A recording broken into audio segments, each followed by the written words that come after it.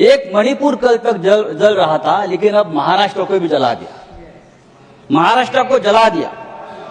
नई लाशें बिछाने के लिए गड़े मुर्दे आपने उखाड़ दिए। महाराष्ट्र में आज हर गली में इतिहास नाच रहा है।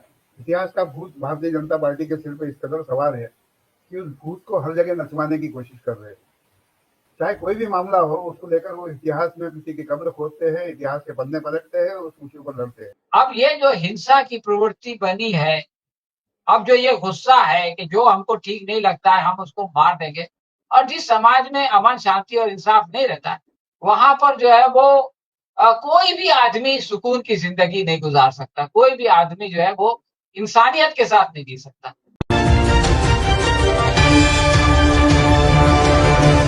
नमस्कार, बहुजन संवाद में आपका स्वागत है। देश के जाने माने राजनीतिक सामाजिक समीक्षक विचारक और राजनीतिक कार्यकर्ता डॉक्टर सलीम खान जी जुड़े हुए हैं मुंबई से। डॉक्टर सलीम खान जी, जैसा कि शुरुआत में ही डॉक्टर सुनीलम ने कहा कि वक्फ संशोधन बिल जो आया है उसको लेकर क्या स्थिति है, क्यों मुस्लिम पर्सनल बोर्ड और तमाम मुस्लिम संगठन इसका विरोध कर रहे हैं, इस पर भी प्रकाश डालें। साथ ही औरंगजेब को लेकर फडणवीस ने भी हाल ही में बयान दिया है कि उनका मकबरा हटा दिया जाना चाहिए, और औरंगजेब को लेकर जो सांप्रदायिक राजनीति चल रही है इस पर भी प्रकाश डालें। डॉक्टर सलीम खान जी बोलिए। ये वक्फ के मामले में आज एक बहुत बड़ा धरना दिल्ली में हो रहा है। उसमें बहुत सारे एमपी भी हैं और अलग अलग मुस्लिम संगठन भी हैं। इसी के साथ सिख वक्फ बोर्ड और बौद्ध वक्फ बोर्ड और ये सारे लोग भी वहाँ पर जमा हैं, और आज वो बहुत ही इफेक्टिव वहाँ पर एक धरना दिया गया और इसके खिलाफ आवाज उठाई गई, और ये कहा गया कि अगर सरकार इस बात को नहीं सुनती तो जिस तरह से किसान मोर्चा का काम हुआ था, जिस तरह से ये एनआरसी का मामला हुआ था, उस तरह से पूरे देश में सड़कों पर इस आंदोलन को चलाया जाएगा। तो ये वक्फ बोर्ड के सिलसिले में बात है। दूसरी बात, जहाँ तक औरंगजेब का सवाल है, वो एक बहुत लंबा टॉपिक है और ये तो मेरे ख्याल में इनके बस में है नहीं, लेकिन ये कि खबरें बनाने के लिए ये इस तरह की बातें करते रहते हैं।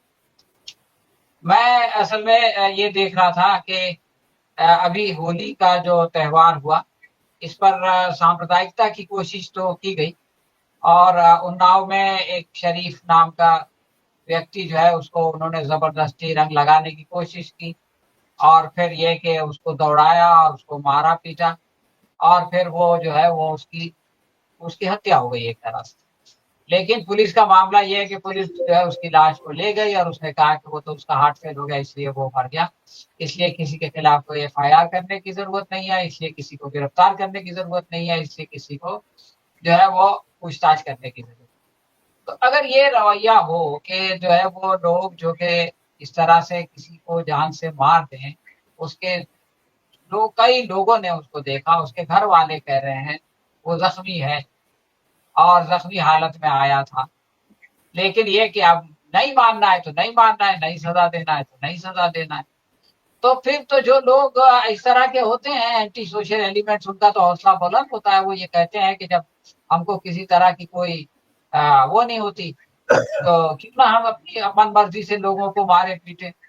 ये एक बहुत खतरनाक प्रवृत्ति है। इसी तरह से अलीगढ़ का भी एक वाकया हुआ। एक लड़का सैरी करने के लिए आ रहा था, हारिस नाम का, उसके ऊपर पहले 4 गोली चली, बाद में मोटरसाइकिल वालों ने रोका, फिर एक उतरा, उसने 3 गोलियां मारी, और ये होली की रात में ये वाकया हुआ। पुलिस ने कहा कि भाई वो उनकी कोई दुश्मनी का मामला है, तो चलिए दुश्मनी निकालने के लिए भी उन्होंने होली का मुहूर्त निकाला। लेकिन मामला जो है वो सिर्फ सांप्रदायिकता का नहीं।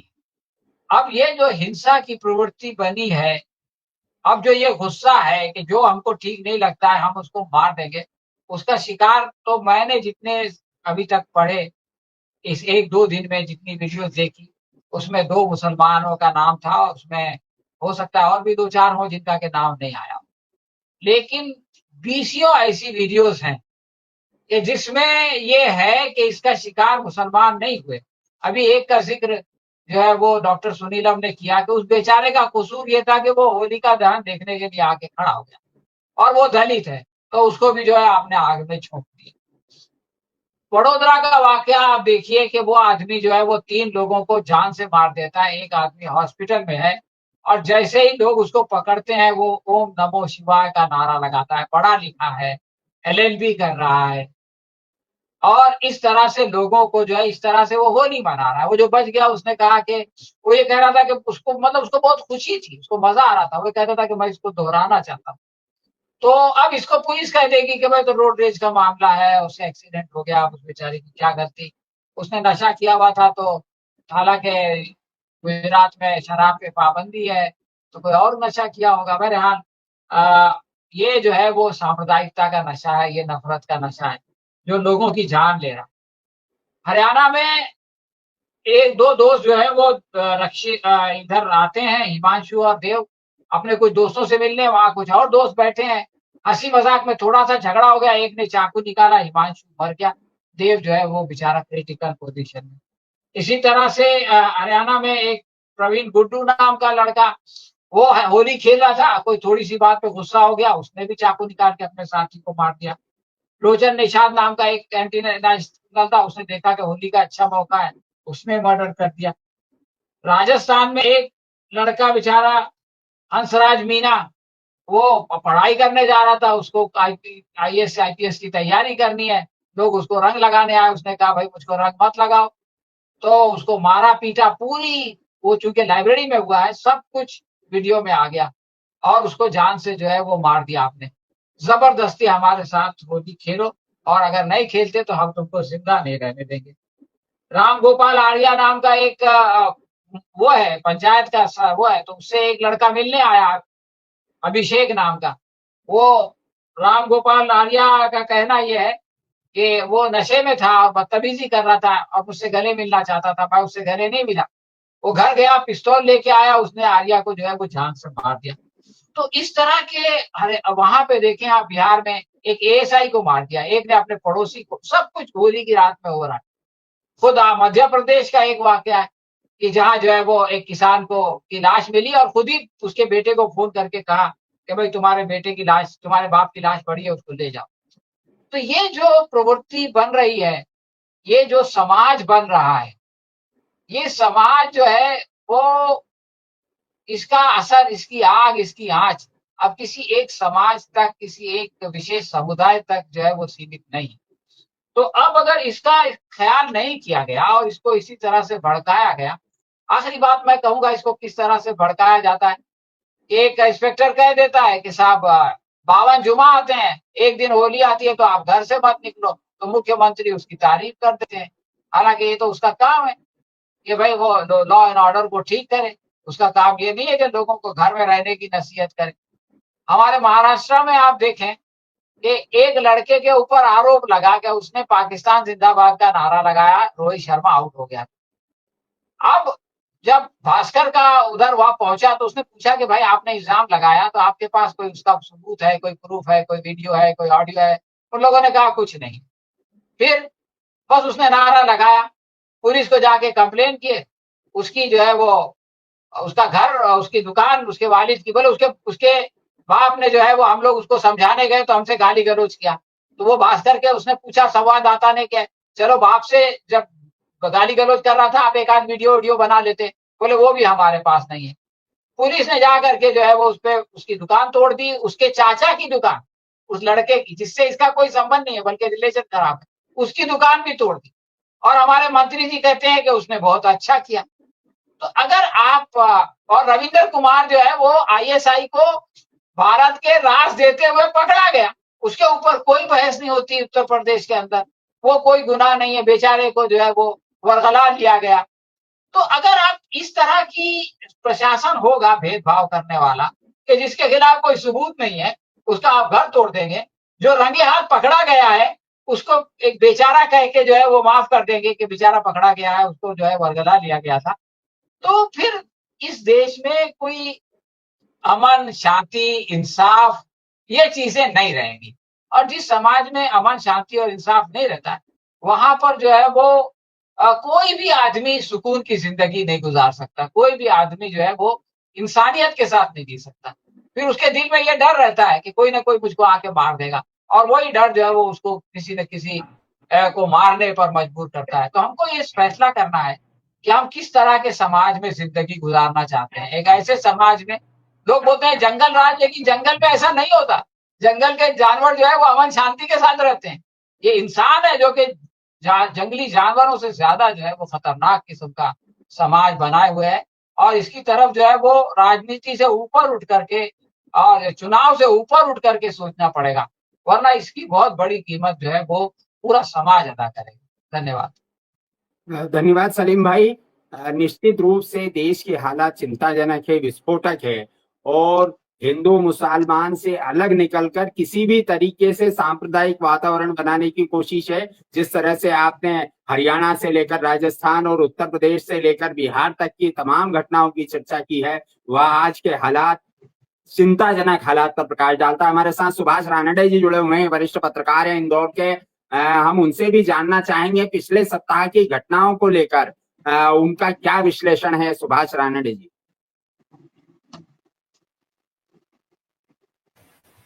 धन्यवाद मंत्री जी, सभी साथियों को नमस्कार।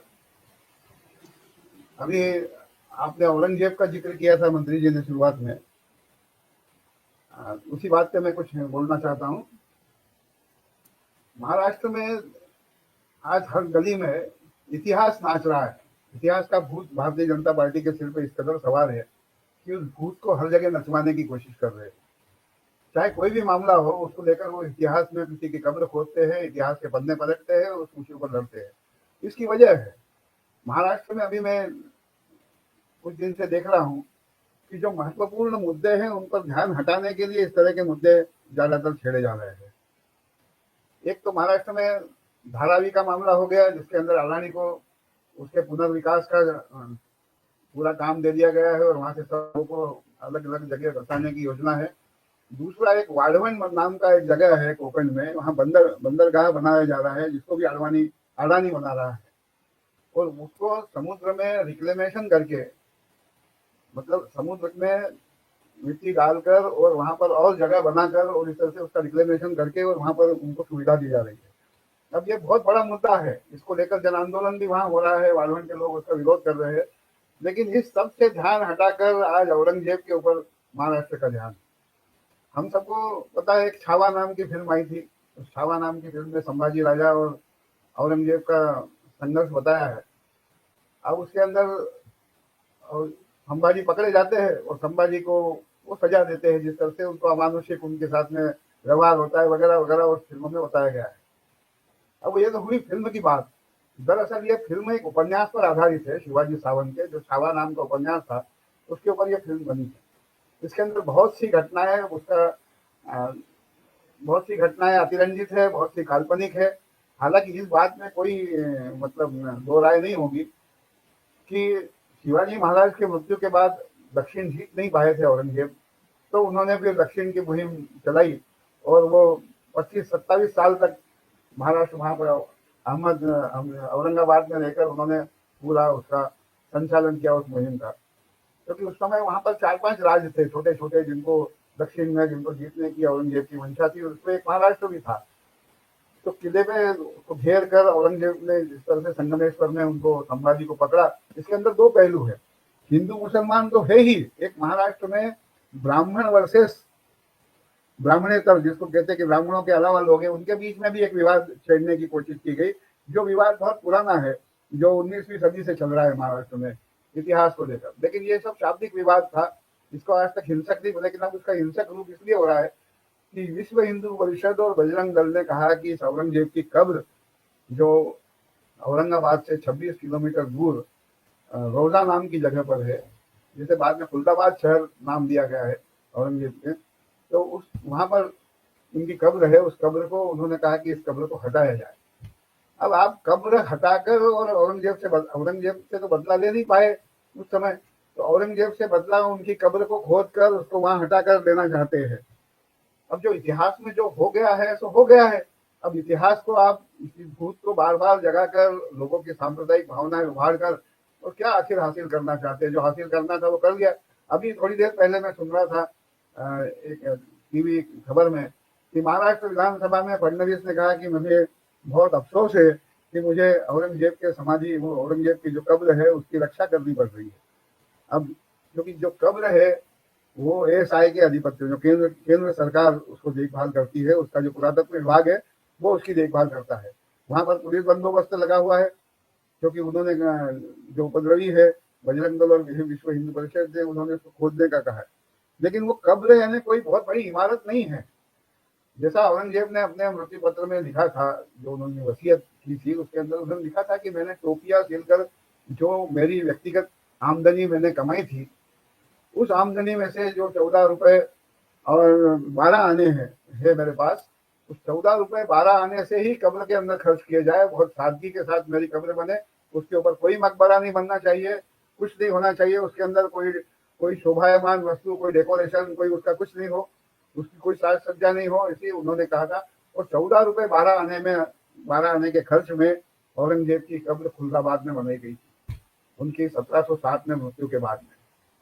अब वहां पर अभी जो स्थिति है, उसके बाद में जो औरंगजेब के उत्तराधिकारी थे शाह आलम, उन्होंने वहां पर थोड़ा सा परकोटा वगैरह बनाया, और जो कब्र है वो वैसी की वैसी है, आज भी देखी जा सकती है। उसके ऊपर एक पौधा उगा हुआ है और मिट्टी है बीच में, उसके अंदर पौधा है, और बहुत सादगी से।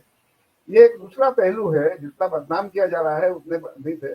मेरे ख्याल से किसी भी शासक को औरंगजेब की तरह, औरंगजेब का जो धार्मिक मसला है उसको छोड़ दीजिए, लेकिन जो राज करने का तरीका है और जो व्यवहार है वो एक आदर्श व्यवहार था। ऐसा किसी राजा का व्यवहार नहीं हिंदुस्तान के इतिहास में पाया जाता है। औरंगजेब अपनी ना अय्याशी करता था, न कोई व्यक्तिगत उनका खर्चा था, मद्यपान से वो दूर रहे, हमेशा एक मुसलमान की तरह वो जिए सच्चे। और उन्होंने सिर्फ कुछ, ये भी आरोप लगाया जाता है उन्होंने मंदिर तोड़े, लेकिन ये भी दस्तावेज मिलते हैं इतिहास में कि उज्जैन के महाकाल मंदिर के लिए तेल की व्यवस्था औरंगजेब ने, उसके लिए जो उन्होंने व्यवस्था की थी, वो मुगल शाही से तरफ से आता था तेल। और जहाँ पर जो एक ज्योति जलती है महाकाल के मंदिर में, वो तेल मुगल सरकार मुहैया कराती थी, या औरंगजेब की व्यवस्था थी। इसके अलावा जो कामाख्या का मंदिर है असम में गुवाहाटी में बना हुआ, उस कामाख्या के मंदिर को भी औरंगजेब ने, ऐसे कई मंदिरों को उन्होंने अपने दान भी दिए। जो मंदिर तोड़े गए आरोप होता है वो राजनीतिक कारण थे उसके, और हमेशा हर राजा ने धर्म का इस्तेमाल पहले भी किया है राजनीति में, अपने विस्तार के लिए, अपने राज्य विस्तार के लिए। औरंगजेब ने भी किया। औरंगजेब ने जो अपने शत्रु थे उनको धर्म के आधार पर खत्म करने की कोशिश की। लेकिन सबसे बढ़िया एक और दिलचस्प पहलू ये भी है कि औरंगजेब का जो मंत्रिमंडल था उसके अंदर उसके ज्यादातर सरदार हिंदू थे, यहाँ तक कि हिंदुओं के ही से साथ मुगलों के सारे संबंध जो है, वैवाहिक संबंध राजपूत राजाओं के साथ रहे हैं। तो ये सारा इतिहास देखते हुए किसी के इतिहास का एक सम्यक आकलन होना चाहिए, उसको इतिहास के नजरिए से देखा जाना चाहिए, उसके प्लस माइनस दोनों की गणना होनी चाहिए। तो ये अच्छा हुआ कि सलीम साहब इसके ऊपर नहीं बोले, लेकिन इसके ऊपर मुझे बोलने का मौका मिला, उन्होंने इस विषय को छोड़ दिया। तो क्योंकि ये विषय जो है हमको बोलना चाहिए, ये सलीम साहब नहीं बोलेंगे। जो असली स्थिति है इतिहास की वो हमको बताना चाहिए लोगों को। एक और विवाद इसके साथ में जुड़ा हुआ है, उन्होंने कि विहिप यानी आरएसएस, बजरंग दल यानी भी आरएसएस, ये सब भी आरएसएस के संगठन है। ये सारा महत्वपूर्ण बुनियादी मुद्दों से लोगों का ध्यान हटाने के लिए इस तरह के मुद्दे छेड़ते रहते हैं। अभी योगी जी ने भी कोशिश करके देख ली थी वहां पे मस्जिदों को तिरपाल से ढककर, लेकिन वहां पर कुछ नहीं हुआ, जबरदस्ती हवा बनाया जाता है। तो इसी तरह महाराष्ट्र में भी ये बहस चल रही है। एक बहस का एंगल और है, यह है कि संभाजी को पकड़वाया किसने। वहां पर यह भी बहस चल रही है कि संभाजी को एक सुरवे नाम का जो उनके ससुरा, उनका साला जिसको था, उसने उनकी मुखबिरी करके संगमेश्वर, कोकण में संगमेश्वर नामक स्थान है, मैं देखा है उस स्थान को। तो संगमेश्वर में उन्होंने, क्योंकि मैं आपको जानकारी दे दूं, मैं वहीं का मूल निवासी माना जाता हूँ कोकण का, तो संगमेश्वर में ही उनकी गिरफ्तारी हुई जब वो मंदिर में बैठे हुए थे। तो किसने वहां पर मुखबिरी की, ये भी सवाल है। तो ये मुखबिरी का आरोप कुछ लोग ब्राह्मणों पे लगाते हैं, कुछ लोग उनके साले पर लगाते हैं। लेकिन इस बार ये सच है कि उस समय ब्राह्मण भी थे। अधिकांश जो दक्षिण की जो रियासतें रही है, चाहे वो मिर्जापुर की रियासत हो, चाहे वो टीपू की रियासत हो, चाहे वो निजाम का मामला हो, वहां पर सारे के सारे इनके प्रधानमंत्री सब हिंदू ब्राह्मण ही हुआ करते। ब्राह्मण हमेशा मौज में रहा है। ब्राह्मण किसी का भी शासन आया तो शासन चलाने की नौकरशाही में हमेशा ब्राह्मण रहे हैं। दक्षिण की सारी मुस्लिम रियासतों के प्रधानमंत्री ब्राह्मण रहे हैं। टीपू के प्रधानमंत्री पूर्णिया तो इतिहास में प्रसिद्ध है। तो ये सारे तो ब्राह्मण उस समय हो सकता है। अफजल खान और शिवाजी का जब लड़ाई हुई थी तो शिवाजी की तरफ से जो शिवाजी का साथी था वो मुसलमान था, जो उनके यहाँ साथ में अंगरक्षक बन के गया था, और भास्कर कुलकर्णी नामक ब्राह्मण अफजल खान के साथ था और उसने शिवाजी से भी दो हाथ किए, वो भी मारा गया उसके अंदर। तो ये इतिहास की सारी लड़ाइयां हिंदू और मुसलमान के बीच में हुई ही नहीं, ये राजा और राजाओं के बीच में लड़ाई थी उस समय, और राजाओं की तरफ से हिंदू भी लड़ते थे, मुसलमान भी लड़ते थे। शिवाजी महाराज की जो सेना थी उसके अंदर भी कई मुसलमान थे। तो ये सारा का सारा मामला इतिहास को इतिहास की नजरिए से न पेश करते हुए उसको सांप्रदायिक नजरिए से पेश कर ये सारा झगड़ा वहां पर खड़ा किया जा रहा है, और इसको हमको लोगों के बीच में जाकर उसको समझाने की जरूरत है। ये जब जिस चीज की चर्चा हो कहीं पर तो इतिहास को इतिहास की तरह हमको रखने की जरूरत है, इतिहास से हमको सबक लेना चाहिए। लेकिन भारतीय जनता पार्टी और उसका जो संघ परिवार है वो इतिहास से चीजें देता है और वो वर्तमान के लिए इस्तेमाल करता है। तो इतिहास का भूत जो लोगों के सिर पर सवार होता है उसको उतारने जानबूझकर हो रहा है। इसी तरह की फिल्में बनाई जा रही, जैसे केरल स्टोरी बनी थी या कश्मीर फाइल्स बनी थी, इस तरह के जो फिल्में बनाकर वो फिर एक नए मुद्दे खड़े करते हैं, उन मुद्दों के ऊपर फिर बहस शुरू हो जाती है, लोगों का ध्यान बुनियादी मुद्दों से हटता है। ये सारा खेल लगातार चल रहा है। अभी एक मुद्दा आया है, इस पर भी हम शायद अगली बार में शायद चर्चा हो, ये स्टारलिंक का। अब ये स्टारलिंक जो अमेरिका का है, उसको मस्क का जो स्टारलिंक है उसको एयरटेल ने कहा कि वो स्टारलिंक के साथ करार करेगा, तो 24 घंटे के भीतर रिलायंस ने भी कहा वो भी स्टारलिंक से करार करेंगे।